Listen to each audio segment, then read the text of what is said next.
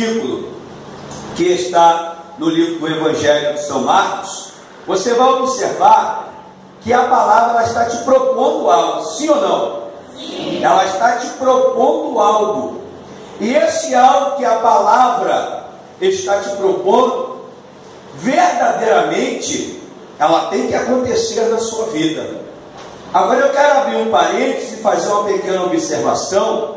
Se a palavra de Deus está propondo isso debaixo de uma palavra profética e uma promessa, subentende-se que na vida de algumas pessoas ainda não estão acontecendo isso. Essa é uma verdade nua e crua, porque existe uma classe de pessoas que os sinais estão acontecendo, mas existe também uma outra classe de pessoas que estão aguardando os sinais, estão esperando de Deus que os sinais venham a acontecer na sua vida. E é bem verdade que você tem que exigir isso de Deus. Você tem que rogar a Deus para que os sinais aconteçam na sua vida. Primeiro passo: se esses sinais não estiver te seguindo, porque a Bíblia não está dizendo para você seguir os sinais, ela está dizendo que os sinais irão te seguir. Se porventura até aqui esses sinais não estão te seguindo, o Senhor manda lhe dizer: determina esses sinais sobre a tua vida. Decreta esses sinais sobre a tua vida, porque existe um que não quer que os sinais aconteçam na sua vida. Existe um que está retendo as bênçãos de Deus sobre a tua vida. Aí você pergunta assim nessa noite: peraí, missionário, o diabo tem poder para reter as bênçãos de Deus sobre a nossa vida? Tem. Ele não tem poder de reter a Deus, mas ele tem o poder de reter a transição. A Bíblia vai dizer no livro do profeta Daniel que o profeta estava clamando a Deus 21 dias em oração, e vai dizer a Bíblia que o príncipe da Pérsia, um demônio que trabalha nos ares, ele estava impedindo que a resposta de Deus chegasse até a vida de Daniel. E o anjo vai dizer que entrou em cena, ele vai ter um tete a tete com Daniel e vai dizer assim: ó, Daniel, não te preocupes, porque desde o primeiro dia que você inclinou a tua vida a me buscar em oração, o Senhor manda lhe dizer que ele tem me ouvido. Mas o príncipe da Pérsia estava retendo o anjo mensageiro que estava trazendo a mensagem até a sua vida. O que eu entendo com isso, igreja? O que a palavra nos orienta acerca disso? Tudo que eu e você precisamos, que está na Epístola aos Efésios, ele diz no capítulo 1 que toda sorte de bênção, ela já foi constituída nos lugares celestiais. Tudo que eu e você precisamos já foi criado. O que acontece que tem que coincidir esse episódio da bênção se encontrar conosco e nós nos encontrarmos com a bênção. Aí Jesus entra em cena. De que forma, igreja? Bênção não chega até nós do jeito que nós queremos. Bênção não chega até nós do jeito que você está projetando, do jeito que você desenhou, do jeito que você escreveu. Não, a bênção tem uma direção designada pelo próprio Deus. É Ele que nos orienta como eu e você nos encontrarmos com aquilo que Deus já tem preparado. Irmãos, uma verdade que você precisa saber nessa noite, diante do tema do versículo, daqui a pouco nós vamos entrar na palavra, você tem que entender o seguinte: tudo que você precisa para a tua sobrevivência na face da terra, de A a Z, já está tudo preparado pelo nosso Deus. Não existe essa questão, Deus está preparando, não. Deus já finalizou toda a sua criação.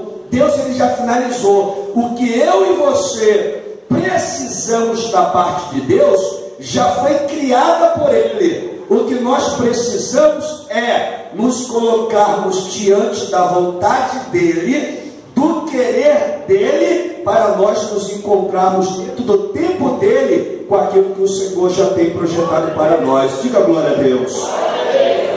Não te preocupes não, igreja. Não te aflites. Não perturbes o teu coração em relação ao que o Evangelho de Mateus diz. Olha, o Evangelho de Mateus diz que eu e você não devemos nos preocupar com o dia do amanhã.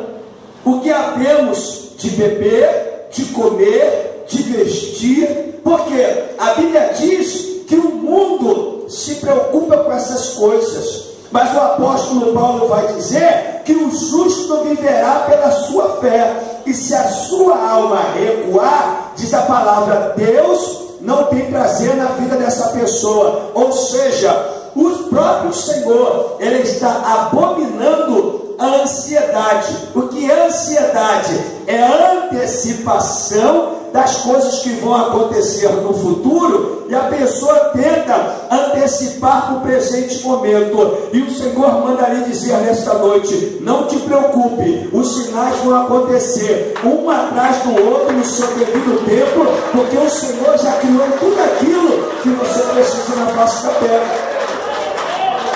Por certo, amado, nós não podemos nos desesperar. Por certo, nós não podemos nos preocupar.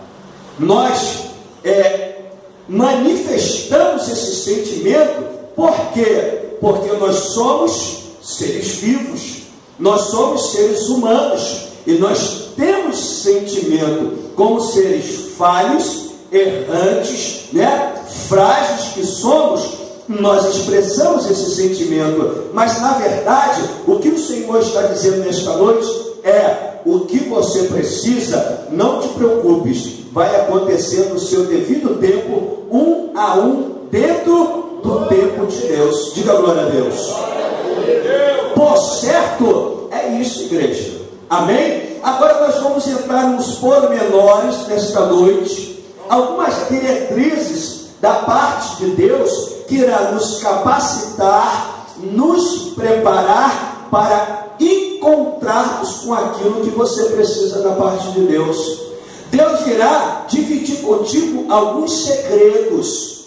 Deus irá dividir contigo algumas questões bíblicas para que você venha acelerar aquilo que você precisa, para que você venha tomar posse daquilo que você está guardando para preencher um vazio na tua vida, uma lacuna na sua vida. E nessa noite o Senhor vai nos instruir aonde? Em 2 Crônicas, capítulo 7, versículos de número 14 e versículo de número 15. Regra geral, essa palavra aqui não é para quem está lá fora, é regra geral. Por que isso, missionário? Porque às vezes tem alguns crentes, alguns filhos de Deus, alguns servos, que acham que algumas palavras não se aplica mais para ele. A palavra é só lá fora. Não, a Bíblia vai dizer que toda palavra é proveitosa, de Gênesis a Apocalipse. O apóstolo Paulo vai dizer que nós devemos examinar a nossa vida todo dia. Sabe o que é isso? Nós devemos fazer manutenção da nossa vida espiritual, fazer a manutenção na nossa leitura da palavra de Deus, fazer a manutenção da nossa consagração ao Senhor, fazer a manutenção da nossa fidelidade a Deus, fazer a manutenção da nossa busca ao Senhor, para que os sinais possam te seguir na face da terra. Glória a Deus. E a Bíblia, ela vai nos orientar o seguinte: se o meu povo, que se chama pelo meu nome, se humilhar não é diante do homem, se humilhar é diante da presença de Deus. O sentido da palavra humilhar-se é você dizer para Deus que você não é nada sem Ele. Existem algumas pessoas, igreja, que estufa o peito, né? Aquele peito de pombo, acha que é dono da sua vida. Ele acha que pelo serviço braçal, que ao longo de muitos anos ele conquistou o seu dinheiro, os seus bens materiais, os seus imóveis, ele acha que aquele mérito é dele. Tem pessoas que acham que estudou, chegou a um grau superior, ele acha que aquele mérito é dele. E a Bíblia está dizendo nesta noite que o ato de se humilhar é você reconhecer o que você tem, a graça de Deus. Você não é merecedor, você não é nada. E se Deus não for contigo, nós somos uma folha seca jogada ao vento, diz a palavra de Deus. O ato de se humilhar é você entender e reconhecer que é necessário que você venha se esvaziar de si mesmo e se encher do Espírito Santo de Deus, se encher da graça de Deus, se encher da palavra de Deus, se encher do poder de Deus, para que os sinais possam te seguir na face da terra. Por isso que a palavra de Deus está dizendo: se o meu povo se humilhar, a oração, ela só tem serventia se nós nos humilharmos diante da presença de Deus. Entenda a ordem que está descrito aqui na palavra de Deus. Você pode orar o dia inteiro, você pode orar a semana inteira, você pode orar o mês inteiro, o ano inteiro, a sua vida inteira, mas a Bíblia vai dizer: se você não se humilhar, é sacrifício de tolo. Ou seja, é em vão a tua oração. Sabe por quê? A oração, para ser ouvida, primeiro você tem que reconhecer que Deus é Deus, você não é nada. Você tem que se esvaziar para depois você clamar a Ele e dizer assim: Senhor, começa a me encher, Senhor, traz para mim aquilo que eu estou precisando. Senhor, eu reconheço que Tu és o dono do milagre, Tu és poderoso, e é o Senhor que me sustenta, é o Senhor que me provê. Se essa humilhação acontecer, não tem resposta na oração. A nossa oração não vai passar por terra. Eu estava vindo no caminho para cá com o nosso irmão Gilson, e eu estava conversando com ele, pastor Daniel, desses 21 anos com Cristo, sobre uma vida de milagre. Porque na verdade, o servo de Deus não é porque está aqui na tribuna, não. Todos os servos de Deus, ele tem que ter uma vida 100% dependente de Deus. Todo servo de Deus, ele não tem que viver segundo o sistema desse mundo. Nós vivemos segundo o sistema de Deus, porque é Ele que nos sustenta, é Ele que nos garante, é Ele que nos guarda, é Ele que provê tudo aquilo que nós precisamos. Porque se porventura você estiver dependendo do sistema desse mundo, você não está se humilhando diante de Deus. Ou seja, você está dividindo a tua adoração. Você sabia disso? Que isso é divisão de adoração? E a Bíblia vai dizer que Deus, ele não divide a sua glória com ninguém. A economia pode estar falida, a segurança pode estar falida, a área da saúde pode estar falida, a política pode estar falida, mas se você estiver se humilhando na presença de Deus, Deus vai te sustentar através do milagre na face da terra. Eu estava conversando com o nosso irmão, esses 21 anos, só Deus me sustentando, confundindo o sistema dessa terra, confundindo documentações, confundindo autoridades, confundindo pessoas que dizem que são, mas a Bíblia vai dizer que eles não são nada. Sabe por quê? Quem é alguma coisa é aquele que diz que não é. Que quando você diz que não é, se humilhando na presença de Deus, Ele te torna alguma coisa, faz você se assentar entre os príncipes, exalta o teu nome e glorifica você na face da terra. É dessa forma, nós temos que nos aprender a depender de Deus. Cuidado, que o sistema desse mundo está criando ferramentas para que nós venhamos estar dependendo. Eu estava pensando esses dias, pastor, eu estava pensando assim, já pensou se a gente vivesse sem energia elétrica? Irmão, nem o mundo ia definhar, pastor Daniel. Nem o mundo, sabe por quê? A maioria das coisas hoje que nós usamos depende da energia elétrica. E aí?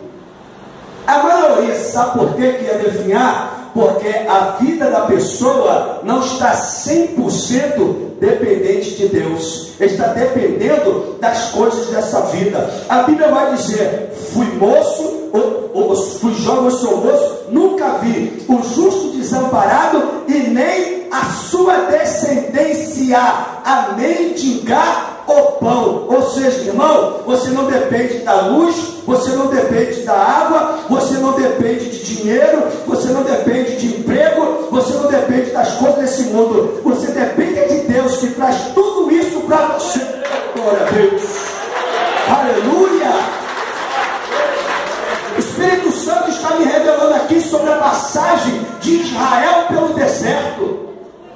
Irmão, lá não tinha água, lá não tinha comida, pastor Daniel, lá não tinha emprego, não tinha internet, não tinha luz, não tinha nada, não tinha empresas, pastor Daniel. E está indo Israel de Deus pelo deserto, 100% dependendo do poder, do milagre e do sustento de Deus sobre a vida deles. E a Bíblia vai dizer que quando a barriga começava a roncar, Deus mandava os cordonizes dos altos céus e caía o maná sobre a vida daquela pessoa, e ele era saciado até a barriga ficar cheia. A Bíblia diz que quando eles ficavam com sede, estava lá em Mara, as águas amargas, o Senhor ia lá, tocava nas águas, e as águas se tornavam doce e saciava a sede daquelas pessoas. Moisés foi até o monte e tocou ali na pedra, e começou a sair água da rocha,